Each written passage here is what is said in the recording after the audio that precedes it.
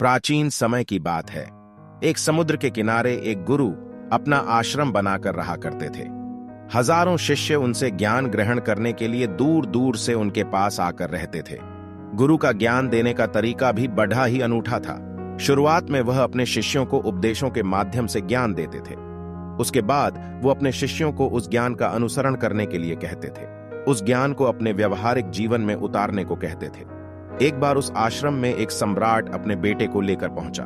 उस सम्राट ने उस गुरु से प्रार्थना की कि आप मेरे बेटे को अपने आश्रम में रहने दें और अपने तरीके से उसे ज्ञान दें। उसे इस आश्रम में बिल्कुल भी ऐसा नहीं लगना चाहिए कि वो किसी सम्राट का बेटा है। उसे बिल्कुल साधारण शिष्यों की तरह ही ज्ञान देने की कृपा करें। गुरु ने मुस्कुराते हुए कहा कि सम्राट ज्ञान इसी तरीके से लिया जा सकता है। अगर तुम अपने आप को दूसरों से बड़ाढ़ा समझोगे तो तुम ज्ञान ग्रहण नहीं कर पाओगे। अगर तुम्हें ज्ञान ग्रहण करना है तो तुम्हें दूसरों की तरह अपने आप को साधारण समझना होगा। यही ज्ञान ग्रहण करने की सबसे पहली सीढ़ी होती है। तुम निश्चिंत रहो, आज से तुम्हारे बेटे की जिम्मेदारी मेरे कंधों पर रही। यह कहकर गुरु सम्राट के बेटे को अपने साथ लेकर समुद्र के किनारे टहलने के लिए निकल गए। आश्रम के बाकी सभी बच्चे उस सम्राट को देख रहे थे। सम्राट अपने बेटे को अपने रथ पर बिठाकर लाया था, जिससे सभी बच्चे समझ गए थे कि यह लड़का सम्राट का बेटा है। इसी वजह से आश्रम के सभी बच्चे सम्राट के बेटे की तरफ आकर्षित हो गए थे।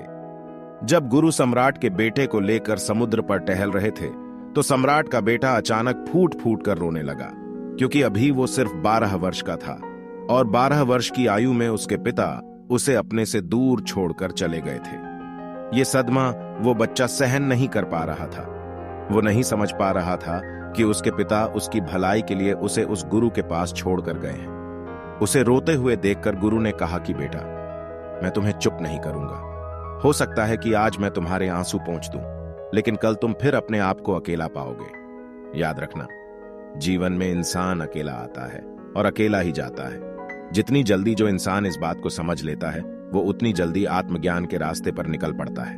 गुरु ने अपनी बात आगे बढ़ाते हुए कहा कि जो इंसान अकेला रहना सीख लेता है, वही खुद से प्यार कर पाता है, और जो खुद से प्यार करना जानता है, वो किसी के भी जाने का अफसोस नहीं करता। धीरे धीरे तुम आश्रम के माहौल में ढल जाओगे। शुरुआत में तुम्हें समस्या आ सकती है, लेकिन कुछ दिनों के बाद तुम इसे आत्मसात कर लोगे। उसके बाद तुम्हें यही जगह बहुत अच्छी लगने लगेंगी। ये जगह तुम्हें अपनी महल जैसी लगने लगेंगी। संध्या हो चली थी। समुद्र के दूसरे छोर पर सूरज छिपने लगा था और सूरज अपनी लालिमा पूरे आसमान में बिखेर रहा था। बड़ा ही सुंदर दृश्य था और गुरु शिष्य को अपने साथ लेकर आश्रम में वापस लौट आए। उस शिष्य को भी थोड़ी सांत्वना मिली, क्योंकि गुरु की आंखों में एक अभूतपूर्व शांति झलक रही थी। और जब हम किसी एकांतवासी गुरु की आंखों में वो शांति देख लेते हैं तो हमारे हृदय से भी सारा भार हट जाता है, मन एकदम निर्मल हो जाता है। जब सम्राट का बेटा रात्रि का भोजन करने के लिए भोजन कक्ष में पहुंचा तो आसपास के सभी शिष्य उसके पास आने लगे। उन सभी को पता था कि यह सम्राट का बेटा है और अगर हम इससे दोस्ती कर लेते हैं तो उससे हमारा बहुत फायदा होने वाला है। यही सोचकर आश्रम के ज्यादातर बच्चों ने उसे घेर लिया था। बस कुछ बच्चे जो अकेले रहने का महत्व समझते थे, जो दिखावे में विश्वास नहीं करते थे, वो उस सम्राट के बेटे के पास जाने की बजाय अपना पूरा ध्यान खाने पर लगा रहे थे और एकांत में बैठकर अपना भोजन कर रहे थे। कुछ दिनों के बाद सम्राट के बेटे की आश्रम के ज्यादातर बच्चों के साथ दोस्ती हो गई। अब वो आश्रम में उन बच्चों के साथ घूमता, उन्हीं के साथ अपना ज्यादातर समय बिताता। आखिरकार सम्राट का बेटा था, सुख सुविधाओं में पला बढ़ा था। आसपास बहुत से दास और दासियां होते थे और वही दिनचर्या उसने इस आश्रम में भी अपना ली थी। ऐसा नहीं था कि गुरु को यह सब पता नहीं था, लेकिन गुरु उसे अलग तरीके से ज्ञान देना चाहते थे। बच्चों को ज्ञान आप उपदेश देकर नहीं दे सकते, उन्हें साक्षात्कार कराना पड़ता है। उसके बाद उन्हें वो बात समझ आती है जो आप समझाना चाहते हैं। गुरु को यह बात पता थी कि अगर मैं इसे बोलकर बताऊंगा तो ये कभी समझ नहीं पाएगा। मुझे इसे दिखाना पड़ेगा, इसे एहसास कराना पड़ेगा कि अकेले रहने से ही तुम अपनी शक्तियों को जान पाओगे। ये सीख देने के लिए गुरु एक दिन शिष्य को अपने साथ एक पहाड़ी की चोटी पर ले गए। पहाड़ी पर पहुंचकर गुरु ने उसे शिष्य से कहा कि अब तुम्हारा ज्ञान पूरा हो चुका है, बस एक आखिरी रात तुम्हें यहां पर बितानी होगी। उसके बाद अगले दिन शाम को मैं तुम्हारे राजमहल में तुमको पहुंचा दूंगा। वो बच्चा तो ये सुनकर बहुत खुश हो गया कि अब मैं वापस अपने राजमहल चला जाऊंगा। फिर से मेरे दास और दासियां, सारी भोग की वस्तुएं मेरे पास होंगी। उस शिष्य ने गुरु से पूछा कि गुरुजी, मुझे आज रात आप यहाँ पहाड़ी पर क्यों छोड़ रहे हैं? मुझे कौन सा आखिरी ज्ञान यहाँ से मिलेगा? गुरु ने मुस्कुराते हुए कहा कि यहाँ पर चट्टान के पीछे तुम्हें छिप कर बैठना होगा। यहाँ पर रोज रात को एक बाज जाता है। तुम्हें उस बाज को बड़ी गौर से देखना है, हर गतिविधि देखनी है, और उस बाज को देखने के बाद अगले दिन अगर तुम उस बाज की खूबियां मुझे बता पाए तो मैं तुम्हें तुम्हारे राजमहल वापस भिजवा दूंगा।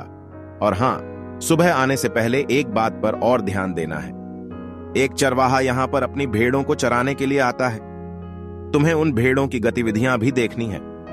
याद रखना, बाज की गतिविधि रात को और भेड़ों की गतिविधि सुबह। अगर तुम दोनों की गतिविधि ध्यान से देखकर मुझे बता पाए तो तुम इस आश्रम से हमेशा के लिए आजाद हो जाओगे। तुम्हारा ज्ञान पूरा हो जाएगा। मैं तुम्हारे पिता को कह दूंगा कि यह बच्चा हमारे आश्रम का सबसे ज्ञानी बच्चा है। यह कहकर गुरु अपने आश्रम में वापस लौट आए और वो बच्चा वहीं पर उस चट्टान के पीछे खड़ा हो गया। उस बाज का इंतजार करने लगा। काफी वक्त बीत जाने के बाद वहां पर एक बाज अपने बच्चों के साथ पहुंचा।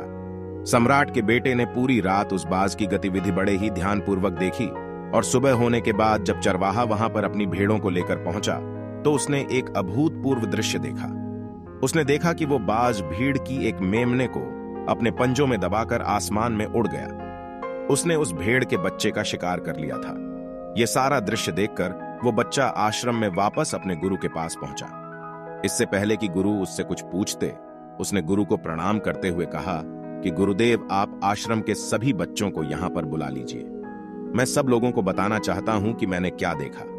जब आश्रम के सभी बच्चे वहां पर पहुंच गए तो उस सम्राट के बेटे ने कहना शुरू किया कि मैंने अपने जीवन में बहुत से पक्षियों को देखा है, लेकिन उन सभी पक्षियों में से सबसे अद्भुत और सबसे अलग बाज होता है। उदाहरण के लिए तोता हम सभी ने देखा है।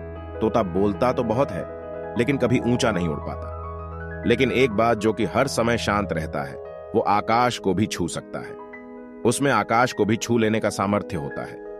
जब भी एक बाज अपने शिकार को निश्चित कर लेता है तो वो उसी शिकार पर अपनी नजरें गड़ाए रहता है, चाहे वो कितनी भी ऊंचाई पर क्यों ना हो, चाहे कितना भी बड़ा तूफान क्यों ना जाए, लेकिन उसकी नजर हमेशा अपने लक्ष्य पर स्थिर रहती है। आज सुबह जिस बाज को मैंने देखा, उसने हर भेड़ को अपना शिकार नहीं बनाया, बल्कि उस भेड़ों के झुंड में से उसने उस भेड़ के मेमने को अपना शिकार बनाया। उस बाज की तरह हमें भी अपना ध्यान अपने एक ही लक्ष्य पर स्थिर रखना चाहिए।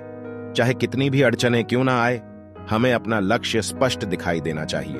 अलग अलग कहानियों में अपनी ऊर्जा बर्बाद करने की बजाय हमें किसी एक लक्ष्य पर पूरी एकाग्रता के साथ ध्यान देना चाहिए। एक और बात जो मैंने बाज से सीखी और जो हम सभी को सीखनी चाहिए वो ये है कि बाज कभी भी दूसरे पक्षी के साथ नहीं उड़ता, वो हमेशा आकाश में अकेला उड़ता है।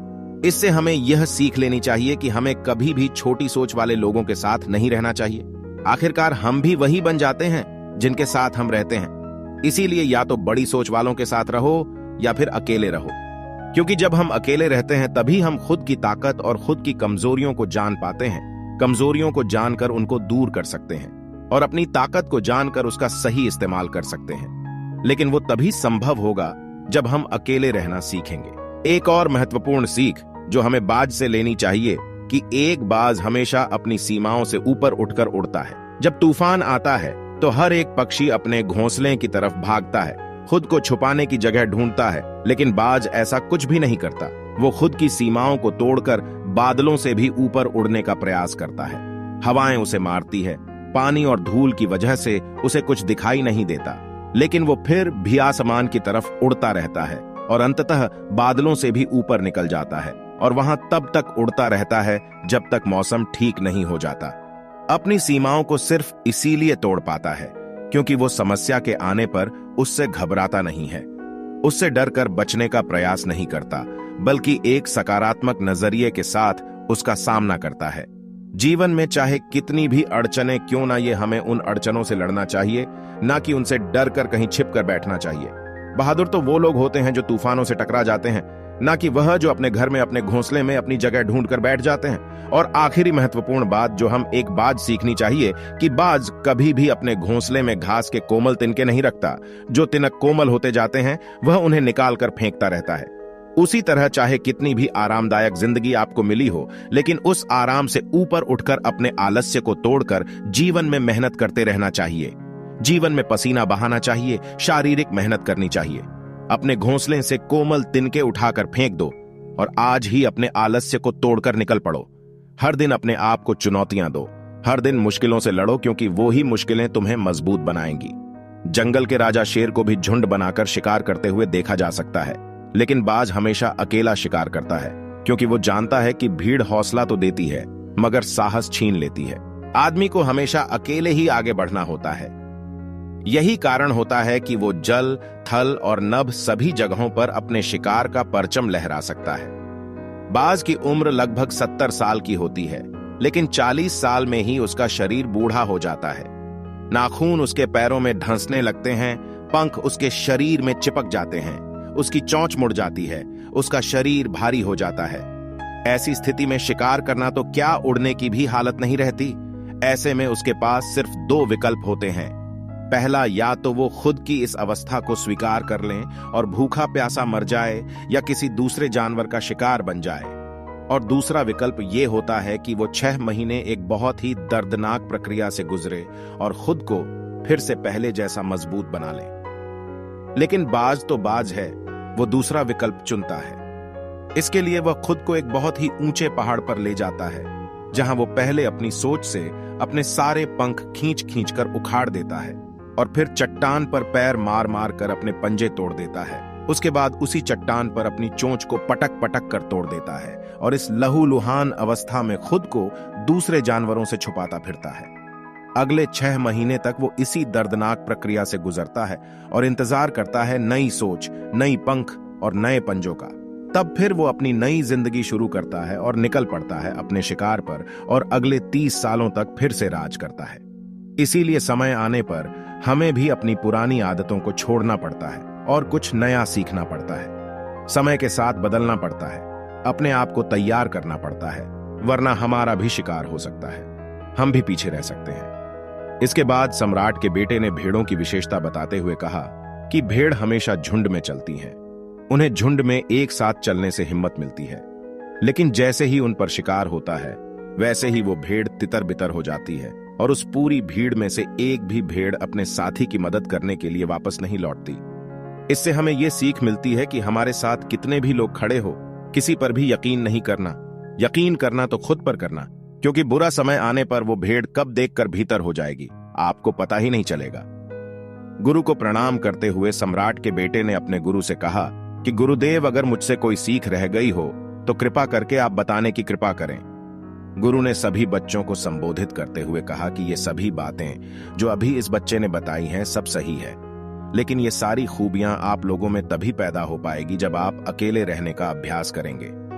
आपने देखा होगा, बाज कभी भी किसी दूसरे पक्षी के साथ नहीं रहता, ना ही किसी के साथ अपनी जोड़ी बनाता। वो आसमान में अकेला उड़ता है और अकेला उड़ने की वजह से वो अपनी ताकत और अपनी कमजोरियों को जान पाता है।